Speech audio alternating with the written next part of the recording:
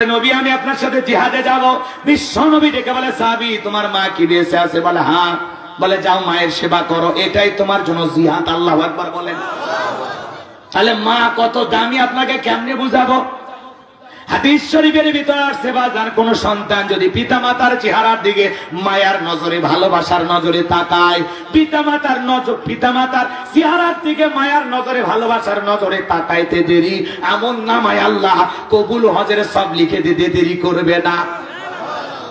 কোন সন্তান যদি 50 বার তাকায় তাই সব পাবে, 100 বার তাকাইলেও 100টা কবুল হজের সব পাবে। তাহলে পিতামাতার চেহারার দিকে তাকাইলে কবুল হজের সব পাওয়া যায়। সেই পিতামাতাকে কখনো চোখ রাঙানি দেখানো যাবে না।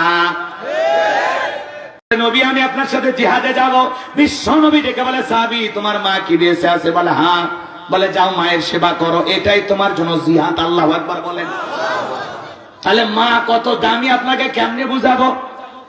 হাদিস শরীফের ভিতরে আসছে বাজার কোন সন্তান যদি পিতামাতার চেহারার দিকে মায়ার নজরে ভালোবাসার নজরে তাকায়, পিতামাতার চেহারার দিকে মায়ার নজরে ভালোবাসার নজরে তাকাইতে দেরি, এমন নামায় আল্লাহ কবুল হজের সব লিখে দিতে দেরি করবে না।